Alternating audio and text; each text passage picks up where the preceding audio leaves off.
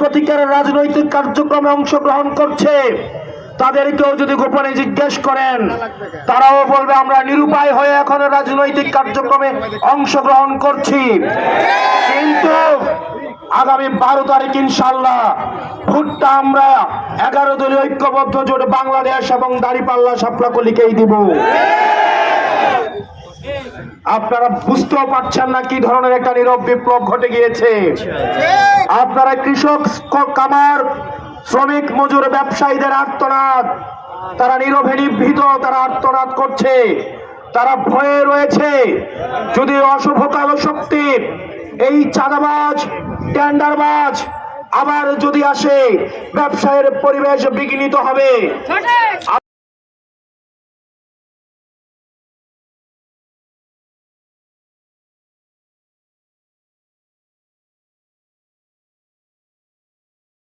আবার চাঁদা দিয়ে তাদের আবার স্বাভাবিক জীবন যাপন করতে হবে, সেজন্য তারা চাঁদার থেকে রূপে আবার ফিরে গিয়েছে। সেজন্য প্রত্যেকটা মানুষের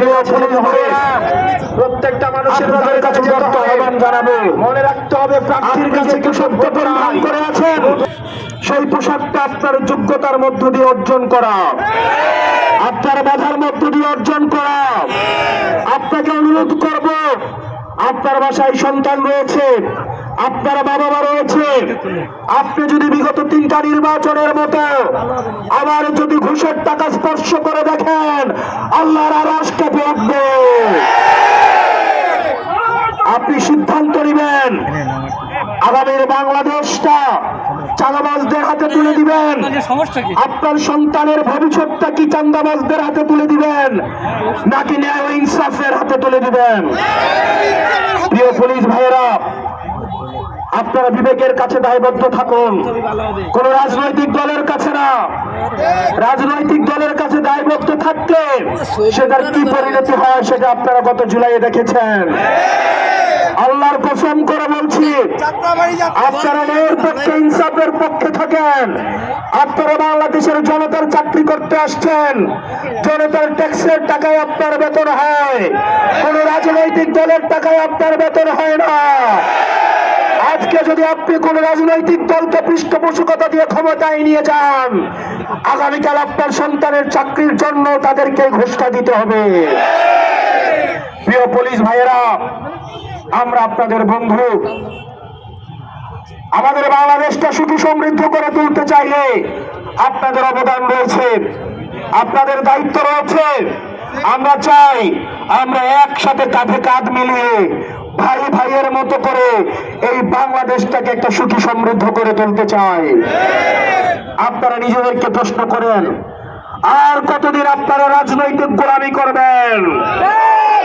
অনেক পুলিশ ভাইয়েরা আমাদেরকে এসে বলেন তাদের অফিসাররা তাদেরকে চাপ প্রয়োগ করে, ডিবি হারুন, বেনজির, ওনারাও চাপ প্রয়োগ করেছেন।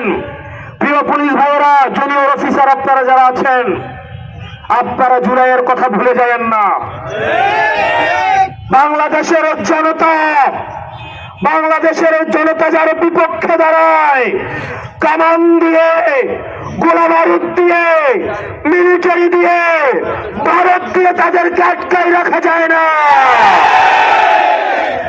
প্রিয় প্রশাসনের ভাইয়েরা, গত 17 বছর আপনাদের প্রতি যে অনাস্থা তৈরি হয়েছে, সেই অনাস্থা থেকে আস্থা অর্জনের পরীক্ষা হচ্ছে আপনাদের 12 তারিখ। আমরা আস্থা রাখতে চাই, বিশ্বাস রাখতে চাই, বিগত 3টা নির্বাচনের মতো এই নির্বাচনে কোন ওসির জন্য খাম পাঠাতে হবে না, কোন এসপির জন্য খাম পাঠাতে হবে না, কোন এসআইয়ের জন্য খাম পাঠাতে হবে না, কোন কনস্টেবলের জন্য খাম পাঠাতে হবে না। আপনারা যদি কোনো একটা অবৈধ টাকা স্পর্শ করে দেখেন, আল্লাহ সাক্ষী আপনার সন্তানের ভবিষ্যৎ আপনারা বিনষ্ট করবেন, আপনারা মা বাবার ভবিষ্যৎ আপনারা বিনষ্ট করবেন। এই বাংলাদেশটা আপনার, এই ভূমিটা আপনার, এই বাংলাদেশের মালিকানা আপনারা বুঝে নেন। নিজেকে একবার প্রশ্ন করে দেখেন, একদিন যদি কোন রাজনৈতিক দলের গোলামি করেন, আগামী 5 বছর রাজনৈতিক দলের নেতার বাসায় পোস্টিং ট্রান্সফার প্রমোশনের জন্য যেতে হবে। প্রিয় প্রশাসনের ভাইয়েরা, এই নির্বাচনটা আপনাদের একটা অগ্নি পরীক্ষা। বাংলাদেশের মানুষ আপনাদেরকে বিশ্বাস করবে কি করবে না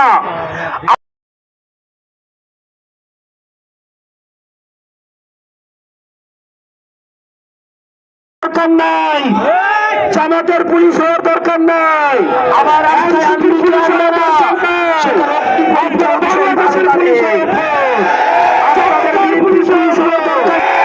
আমরা আপনাদেরকে নিরাপত্তা দিব, আমরা আপনাদেরকে মাথায় তুলে রাখবো।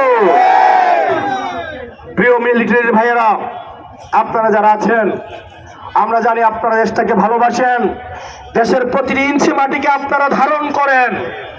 কতিপয় অফিসার বিগত সময়ে আপনাদের সম্মানকে লুণ্ঠিত করেছে, আপনাদের পুরো প্রতিষ্ঠানকে কলঙ্কিত করেছে।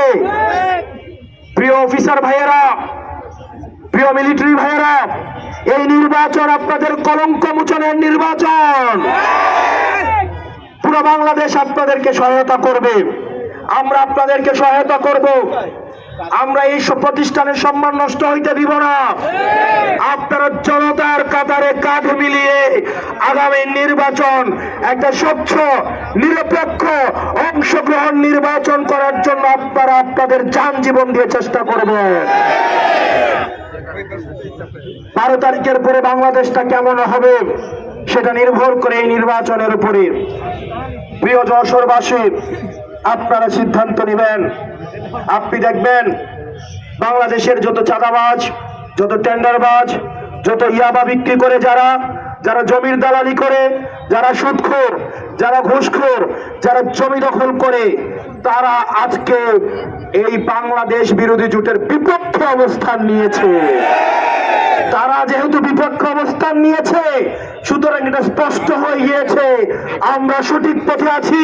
কেবল আমাদের দ্বারাই বাংলাদেশের প্রকৃতি সমৃদ্ধ উন্নতি সম্ভব। আগামী 12 তারিখ আপনারা প্রত্যেকেই সকাল 7:30টায় আপনারা ভোট কেন্দ্রে চলে যাবেন। আপনারা বাংলাদেশের মালিকানা বুঝে নিন। আপনাদের ক্ষমতা আপনাদের থেকে কেড়ে নেওয়া হয়েছে। এই বাংলাদেশের মালিকানা বুঝে নেওয়ার সময় এসেছে আপনাদের। আগামী 12 তারিখ সকাল 7:30টার দিকে আপনারা কেন্দ্রে কেন্দ্রে চলে যাবেন। একটা দল কেন্দ্র দখলের প্রস্তুতি নিচ্ছে, বিভিন্ন পর্যবেক্ষকের নাম খুলে, নাম সর্বস্ব প্রতিষ্ঠান খুলে বিভিন্ন পর্যবেক্ষকের মধ্য দিয়ে ভোট রিগিং করার চেষ্টা করছে। আমি বিশ্বাস রাখতে চাই, আমার যেসব ছাত্র ভাইয়েরা কামানের মুখে, গোলা বারুদের মুখে, হাসিনার চোখে চোখ রেখে হাসিনার পেটুয়া বাহিনীর বিরুদ্ধে গিয়ে যারা জুলাইতে রাস্তায় নেমে এসেছিল, আমার এই ভাইয়েরা আবার এই 12 তারিখ ভোট কেন্দ্রগুলো পাহারা দিতে নেমে আসবে ইনশাআল্লাহ। আমি বিশ্বাস রাখি আমার ছাত্র শিবিরের ভাইয়েরা, ছাত্র শক্তির ভাইয়েরা সেদিনে যদি কেন্দ্রগুলোতে থাকে তাহলে চিরা সাহস করবে না ভোট চুরি করা। আপনাদেরকে 7:30টার দিকে কেন্দ্রে চলে যেতে হবে এবং ফলাফল না পাওয়া পর্যন্ত কেন্দ্রগুলোতে আপনাদের অবস্থান নিশ্চিত করতে হবে। এবং 12 তারিখ পর্যন্ত আমাদের ভিপি আব্দুল কাদের ভাই এই যশোর 3 আসনের প্রার্থী, আপনারা ওনার পক্ষে রাত দিন আপনারা কাজ করে যাবেন। আপনারা রাত দিন ওনার জন্য কাজ করে যাবেন। এটা ভিপি আব্দুল কাদের ভাইয়ের নির্বাচন নয়, এটা বাংলাদেশের মুক্তির নির্বাচন, চাঁদাবাজ থেকে মুক্ত হওয়ার নির্বাচন, আধিপত্যবাদ থেকে মুক্ত হওয়ার নির্বাচন, জনগণের মালিকানা বুঝে পাওয়ার নির্বাচন, কৃষক শ্রমিকের অধিকার বুঝে পাওয়ার নির্বাচন, ছাত্রদের অধিকার বুঝে পাওয়ার নির্বাচন, রাষ্ট্র কাঠামো করার নির্বাচন, ফ্যাসিবাদকে কবরস্থ করার নির্বাচন। প্রিয় যশোরবাসী, 12 তারিখ পর্যন্ত আপনারা প্রত্যেকেই আপনার সন্তানের দিকে তাকায়া তার ভবিষ্যৎটাকে সুন্দর করার জন্য, মেধাভিত্তিক করার জন্য, আপনি যে রাজনীতি করেন এটা আপনার ইচ্ছা, আমি জানি অনেক ধানের শীষের ভাইয়েরা আছেন, তারা মনোকষ্ট নিয়ে আমাদের কাছে আসেন, তাদের নেতারা তাদেরকে টার্গেট দিয়ে দেয়, এই সপ্তাহে 5 লাখ, ওই সপ্তাহে 10 লাখ।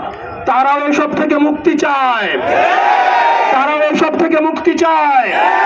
আপনারা আমার এই যে তৃণমূলের যেসব নির্যাতিত নিপীড়িত বিএনপির নেতা কর্মী আছে, তাদের কাঁধে হাত রাখুন। তারা কষ্টে আছে, তারা নিজেরা নির্যাতিত মনে করছে, নিপীড়িত মনে করছে, কারণ নেতা চাঁদাবাজি করতে অর্ডার দেয়, সেটা কিন্তু কর্মীদেরকে বাস্তবায়ন করতে চায়। তৃণমূলের অনেক বিএনপির নেতা কর্মী আছে, তারা এটার সাথে সম্পৃক্ত না, তারা সেটা করতে চায় না। কিন্তু গত 17 বছর আমার বিএনপির যে ভাইয়েরা নির্যাতিত হয়েছে, নিপীড়িত হয়েছে, গুম খুনের শিকার হয়েছে, আজকে তারা বিএনপিতে তারা হচ্ছে মার্জিনালাইজড। এক হাইব্রিড বিএনপি এসে এই আমার মূল বিএনপি ভাইদেরকে তারা কর্নার করে ফেলেছে।